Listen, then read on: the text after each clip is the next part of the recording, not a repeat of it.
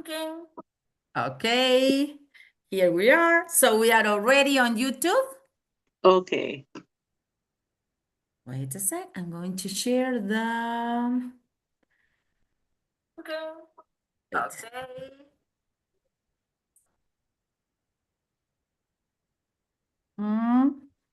Sec. I'm going to share your presentation. Let me know if you can see it properly. Yeah, I have it in front of me. I'll just tell you to change it and then you can.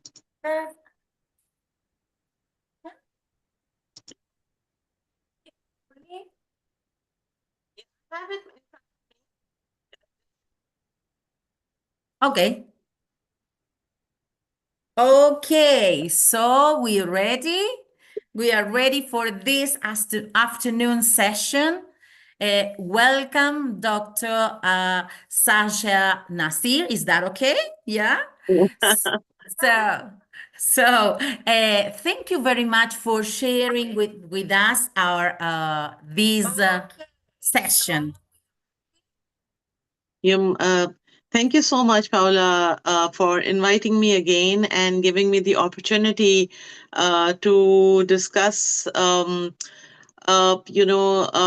can say a problem that is global. It's a global problem. And we need to, if we are working together, and I'm pretty sure that if we join hands, we'll be able to do a lot of Something good. is not. Can you hear me? Yes, I can hear you. I can hear you. Wait a sec.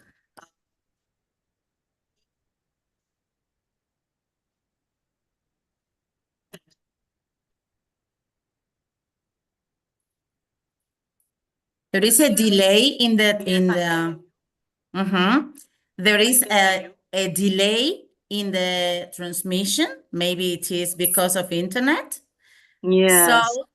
we should start. I'm We going could. to share the presentation, okay? Okay. And we will start. Okay, that's it. There is a delay. Okay, so today we are going to talk about the academic assessment of neurodivergent students. What are the challenges faced by them, and what are the solutions? So, if you can see, I have written this a famous message by Dr. Temple Grandin, who was an autism a self-advocate and scientist and author. And he says the world needs all kinds of minds. It means that it highlights the importance of valuing different ways of thinking. It challenges the idea that there is only one right way to learn, communicate, solve problems, or demonstrate ability. Now, the message is especially relevant to neurodiversity, differences such as autism, ADHD, dyslexia, dyspraxia, and other forms of neurodivergence can bring unique strengths, perspectives, creativity, and problem solving approaches. So, inclusion is therefore not about making everyone think alike, but about creating environments where different kinds of minds can contribute and thrive. So, let's start. And the first slide, who are we Wait a talking second. about?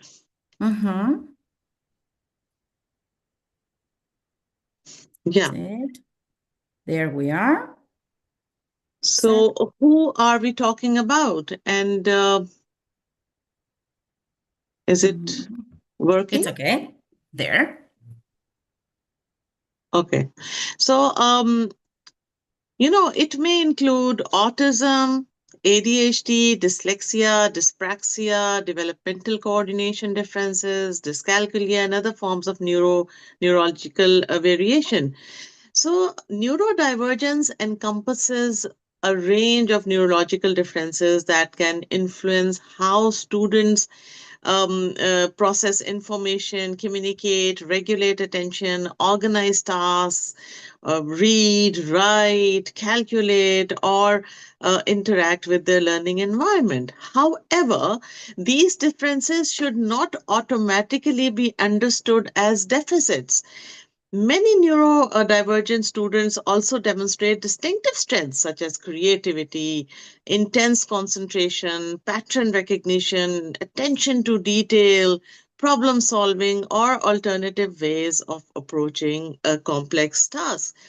Students, we all know that we are all of us are different. As students, different strengths, barriers, identities, support, needs, and preferred ways of demonstrating learning. There is no single neurodivergent learner profile. One student may find timed examinations particularly challenging, but perform exceptionally well in an extended written assignment. Another may prefer oral explanation but struggle with group presentations. Assessment needs, therefore, have to be understood at the level of the individual learner and the specific assessment context rather than assumed from a diagnostic level. So, the same diagnosis does not predict the same assessment needs. Two students with ADHD, for example, may experience very different challenges. One may struggle primarily with sustained attention and time management, while another may experience difficulties with task initiation or working memory. Similarly, two students with dyslexia may differ considerably in reading, writing, processing speed, and use of assistive technology. A diagnosis can provide useful context, but it should not become a prescription for how a student learns or how they should be assessed. So avoid replacing one stereotype, one size fits all, with another one size fits neurodivergent. Moving away from traditional one size fits all assessment is important, but we should not assume that all neurodivergent students need the same accommodations or alternative assessment methods. Inclusive assessment begins with learner variability. Rather than asking, what does this diagnosis require? We should ask, what is this assessment intended to measure? What barriers might this design create? And what support or flexibility would allow this particular student to demonstrate that learning validity? Um, yes, next slide, please. Okay. There. That's the one? No, the central problem. Now, the learning, refers to what a student actually knows, understands, or is able to do. We first, what I'm trying to do is that I'm going to make you understand the difference Mhm. between learning and performance. So, learning is what actually a student knows, understands, or is able to do. Performance conditions are the circumstances under which the student is asked to demonstrate that learning, such as time limits, noise, language complexity, sensory environment, technology, or assessment format. For example, a student may have strong conceptual understanding but perform poorly in a timed examination because processing speed or sensory overload creates a barrier. In this case, the assessment may be measuring the conditions of performance rather than the intended learning. This does not mean standards should be lowered. Now, this I want to particularly emphasize on this thing that we are not lowering the standards. It means we should ask whether the assessment conditions are actually part of the construct. So, equity is not making the assessment easier, it is making the assessment more valid. Okay, so we should ensure that assessment conditions do not unnecessarily interfere with what we are actually trying to measure. Next slide, please. Now, What you are saying is extremely important because yeah, sometimes there are misconceptions where people believe that whenever you are adapting something to a student, you are lowering the level. So it's yeah, not like that. it's not about that. It's not So like now, that. So, yeah. So where assessments can become disabling. Now, walk through these quickly. Imagine an assignment whose learning outcome is to analyze a theory. The rubric is vague. The instructions are on three different pages. The submission portal closes at midnight, and the student must infer what critical discussion means. We may believe we are assessing analysis. We may actually be assessing planning, navigation, and interpretation of hidden academic conventions. Research on examinations has found that assessment conditions, technology, materials, time, and staff implementation can all shape inclusion. Now, reducing exclusion through assessment design can benefit many students, not only students with formal adjustments. When assessment is designed to remove unnecessary barriers, the benefits extend beyond students with documented disabilities or formal accommodations. So, clear instructions, flexible formats, accessible materials, and appropriate assessment conditions can improve the assessment experience and opportunities for success for a wider range of learners. Next slide. Now, you can see that's the challenge one, the executive functioning. So, executive functioning, what is executive functioning? Now, executive functioning refers to cognitive processes that help us plan, organize, initiate, sequence, and monitor tasks. Difficulties with these processes should not be confused with intelligence or academic ability. Now, this should, be underlined.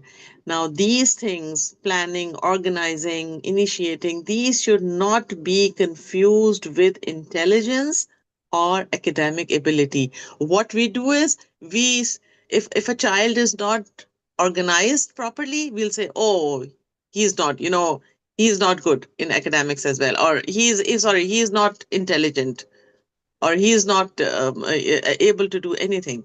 So we should not confuse these two things.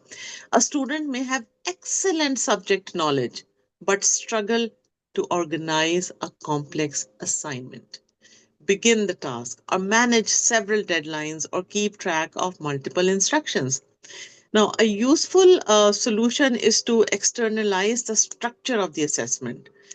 We have to explain exactly what students are expected to demonstrate, break a large assignment into clear, manageable tasks or stages.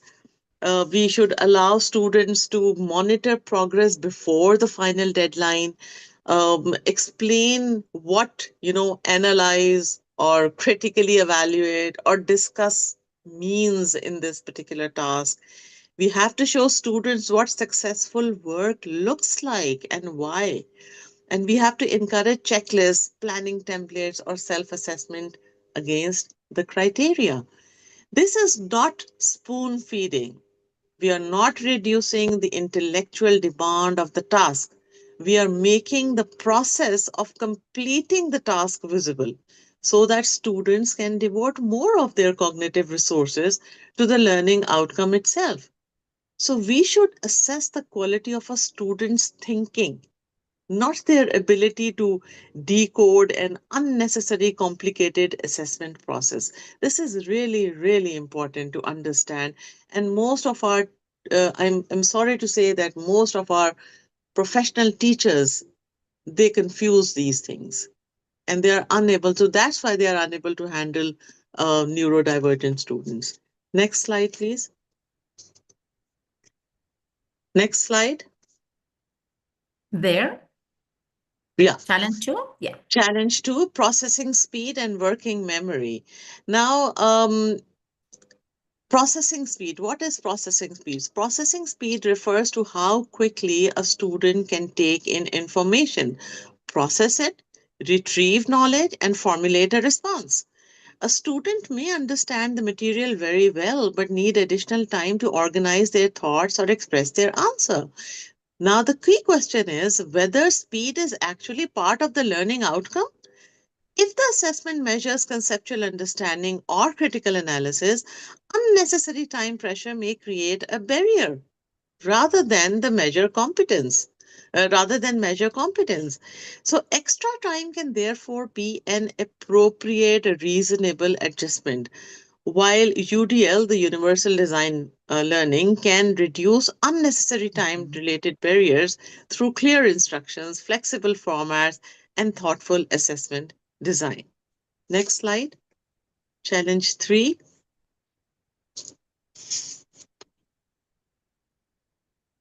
Yes. Uh, Now, over here, the key idea is that sensory conditions can affect performance even when they have nothing to do with the learning outcome. For example, a student may understand mathematical reasoning perfectly well, but excessive noise, bright fluorescent lights, or a visually cluttered online interface may make it harder to concentrate and process information. In that case, the barrier is the assessment environment, not the student's mathematical ability. So, adjustments such as a quieter room, predictable formatting, reduced visual clutter, and accessible digital materials remove all these things. They remove unnecessary barriers without lowering the academic standard. And accessibility. So over here, what we are gaining is that accessibility means measuring what the assessment intends to measure rather than accidentally measuring a student's ability to tolerate the environment. Mhm. You understand what I mean, that we Yes. sometimes we measure the environment, how tolerable the environment is, and we are not measuring the assessment, ability to accessibility rather, measure That's what it. the assessment intends to measure. Okay, next slide. Challenge four. So over here you can see that I'm not actually reading the slides because they are right in front of you. I'm just explaining them. Um, the main point over here is that students should not lose marks because they are trying to guess what the teacher means. For example, words such as discuss or critically evaluate can be interpreted differently by different students. Similarly, a rubric may say demonstrates excellent critical thinking without explaining what that actually looks like. Now, this creates a validity pattern problem because the assessment may end up measuring a student's ability to interpret hidden academic rules rather than their actual knowledge or skill. Now, most of the neurodivergent students, they they have problem in understanding the hidden meaning. So why not give them clear instructions? Why do we have to give them hidden meaning? I don't just get it. Even when I was a young, child in the school, I used to wonder why these teachers, they give us twisted questions. Why not straightforward questions? So you're just testing, the ability, how good a memory is. That's not fair. So this Sometimes creates, too long instructions that yes, are yes, difficult to follow, then you can do it the same thing with two words, exactly, choose exactly. and underline. You see, it's Yes, make a yes, circle and that's it, much that's it. and that's it. Exactly, you're perfect, 100% right. So the solution is to make expectations explicit and observable. Clearly explain the purpose, use precise instructions, align the task with the criteria, and provide examples of different levels of performance. Now, this benefits everyone, but it is particularly important for students who may find implicit academic conventions difficult to infer. So, why not help these? This is going to help everyone. Okay, moving on to the next slide, challenge 5. Now, over here, you can see that the main point is that formal accommodations are important, but they should not be the only route to an accessible assessment. So, at present, students may need to disclose a disability, provide documentation, and go through administrative procedures before receiving adjustments. Some students may not disclose, may not have documentation, or may receive, support too late. So, the solution is both and not.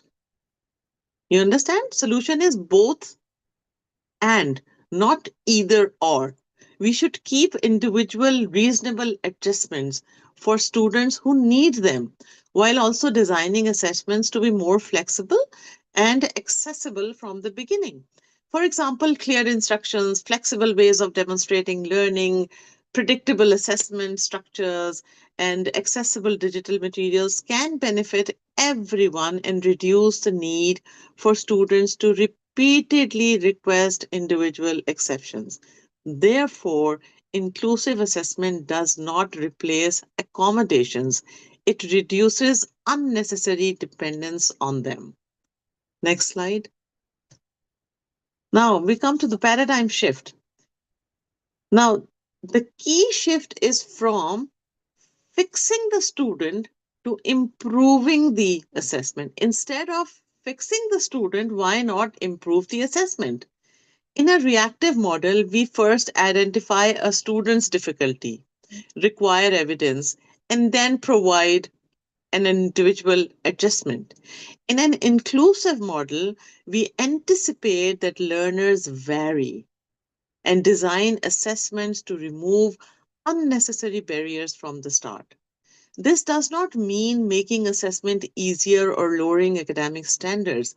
The learning outcomes and expectations remain the same. What changes is removing barriers that are irrelevant to what we actually want to measure.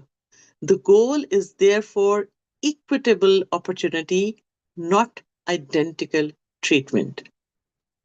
Coming to next slide, that is the universal design for learning. So this is the solution number 1. Um, I have mentioned over here, CAST UDL framework. I'll try. I must mention here, CAST is the organization that developed and promotes the Universal Design for Learning framework. So UDL is an approach to designing teaching and assessment from the beginning so that learner variability is anticipated rather than waiting for individual students to experience difficulties. So the 3 core UDL principles are: number 1, engagement, the why of learning. Provide appropriate choice, relevance, and ways of sustaining participation. Number 2 is the representation, the what of learning. Present information and instruction in clear, accessible, and understandable ways. And number 3 is action and expression, the how of demonstrating learning, where appropriate, allow different ways for students to demonstrate the same learning outcome. For assessment, the crucial point is flexibility without losing academic rigor. For example, if the outcome is critical analysis, students might demonstrate it through a written analysis or an oral presentation if both genuinely measure critical analysis. UDL therefore does not mean students can do whatever they want. The options must be intentional, equivalent in relation to the learning outcome, and assessed using the same relevant criteria. The deeper principle is remove barriers that are not part of the construct while preserving the knowledge or skill that the assessment is designed to measure. Next slide. So solution number 2 is that we need to design the criteria before the task. This is especially important for evaluative judgment. I have not mentioned here, but it says the same, like write criteria in learner friendly, observable language, separate essential criteria from presentation preferences, invite students to use criteria for self assessment before. Now, self assessment is actually evaluative judgment. If we define evaluative judgment, the definition would be the capability to make informed decisions about the quality of work. And nowadays, I am doing research on evaluative judgment by these neurodivergent students. So, students need opportunities to understand criteria, compare examples, make judgments, and act on feedback.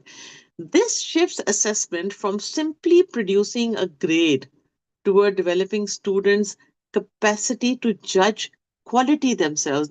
Each and every one of the students should know, um, should be able to judge their own, work, the quality of work. That is evaluative judgment. Okay, next slide. Solution 3 is to reduce unnecessary cognitive load. So, you know, remove friction. I've written remove friction, not rigor. So one clear task is should be brief, logical headings and visual hierarchy, short, explicit instructions, uh, task decomposition that I've explained earlier as well, that we need to, give the tasks in chunks. So, for example, instead of asking students to discover what the assignment requires, make the requirements explicit. You can still ask a very sophisticated analytical question. The difference is that the student spends cognitive effort on analysis rather than decoding the assessment architecture. What our students are facing is that they spend like 20 minutes just to decode the assessment question. Why are we doing that? Why can't we just, assessment the architecture of the assessment should be very, very simple. Next slide. Now, solution number 4 is rethink the assessment format. So, if the outcome is argumentation, could a written, audio, or multimodal argument demonstrate it? So, there are questions I've written. If the outcome is conceptual understanding, does a high speed exam genuinely add validity? If oral delivery is not the learning outcome, should presentation anxiety dominate the grade? Use flexibility only where it preserves the intended construct and standards. Okay, now if there are audiences in our if those who are listening, critically evaluate competing theories of assessment. Now, you know, academic essay or the possible demonstrations is like academic essay, structured recorded presentation, accessible multimodal submission. The question is not whether all formats are equivalent in every context. The question is whether the assessment mode is itself essential to the learning outcome. This is a validated decision, not simply a kindness decision. Okay, so coming to solution 5, feedback that develops evaluative judgment. Now, the key idea is that feedback should help students become better at judging the quality of their own work rather than simply telling them what they did wrong. The cycle works like this: criteria, example, then student judgment, then task, then feedback, then revision, then reflection, then improved judgment. So, this is a cycle that goes. So the hierarchy, I mean to say, the students first understand what good work looks like through clear criteria and examples. They then practice judging their own work. They complete the task, receive specific and actionable feedback, and use that feedback to revise their work. Finally, they reflect on what they have learned. So over time, students become more capable of answering, how good is my work? What needs improvement and how can I improve it? This is particularly valuable for neurodivergent learners because feedback that is clear, structured, specific, and actionable can reduce uncertainty and make expectations easier to interpret.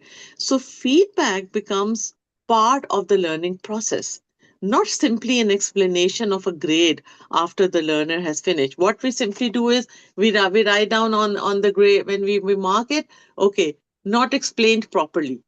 Now, this is a very vague sentence for a neurodivergent student. We need to be explicit in explaining that. So, I so it's think that very.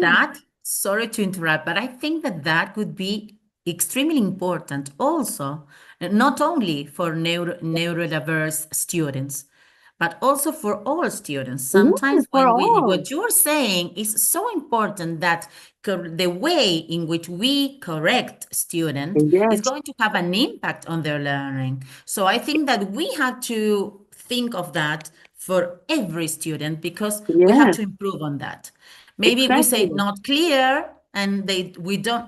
This happened to us at the university when we had to Yes, write essays, and we said this is not clear, and you say, well, what should I do yes. here? Okay, it's What is not not clear, clear? so Yeah, okay, what is not how clear? can I make it clear? So I Yes, think of that that course. would be extremely important for everybody also. Yeah, Exactly. some things that we can take for this for the rest of students.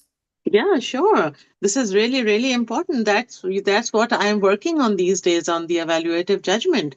How we can, the students can do that. Okay, coming to the next slide, a practical inclusive assessment framework. Yes. Um, so over here you can see I have written be clear. Now, B is build for variability, explain expectations, clarify criteria, lower unnecessary cognitive or sensory load, enable legitimate choice and flexibility, align format with the construct, recycle feedback into evaluative judgment. Now, we should give Be Clear acronym to all our teachers so that they should know what stands for what. So this is very important. So for example, if there are teachers over here in this webinar, I will ask them to choose one assessment they currently use and score it mentally against these 7 principles that I've written. Then ask yourself, where is the biggest barrier? Is that barrier necessary to construct? What is one change they could make before the next assessment? Now, this turns if you do this, it's going to turn into an action oriented thing. So every professional should have these 7 principles and these questions asking them. Okay, next slide. From problem to solution. So another question to the participants: what is this assessment actually designed to measure? Ask yourself, what is this assessment actually designed to measure? What additional um, demands does the student have to manage to demonstrate that learning? Are all of those demands necessary, or some creating barriers that are unrelated to the intended learning outcome? So, uh, this is the central diagnostic method of inclusive assessment. So, you need to identify the intended construct, identify the additional demands, and distinguish necessary demands from unnecessary barriers. Got it?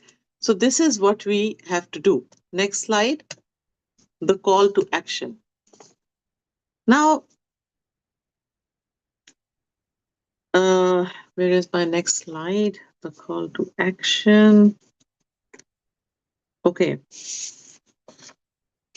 Now, if you see this, neurodivergent students We have to audit. Let's start with that. We have to audit one assessment, identify one barrier that is not part of the learning outcome. This is, mind you, this is the call to action. Audit one assessment this week. I'm talking to all the professional teachers who will be seeing this, watching this, or who are at right now. You have to audit one assessment this week, identify one barrier that is not part of the learning outcome, rewrite one ambiguous criterion, add one accessible exemplar, build one opportunity for self assessment or reflection, keep reasonable adjustments, and reduce the need for students to fight for access. So, neuro inclusive assessment is not a specialist issue for disability services. It is a question of assessment validity, educational quality, and academic justice. Now, I'm referring again to the opening question: what if an assessment is measuring the barrier rather than the learning? Our responsibility is not to make learning easier. It is to make the route to demonstrating learning more valid, transparent, and inclusive. One last question to all of you: are we assessing what students have learned?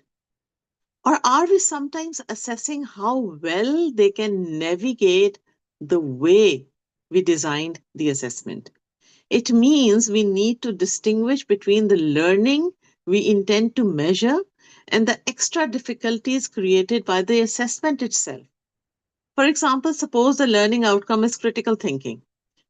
A student may understand the topic and be capable of excellent critical analysis, but the assessment might also require them to interpret vague instructions, work under unnecessary time pressure, navigate a complicated online platform, cope with distracting noise, or understand unstated expectations about academic writing.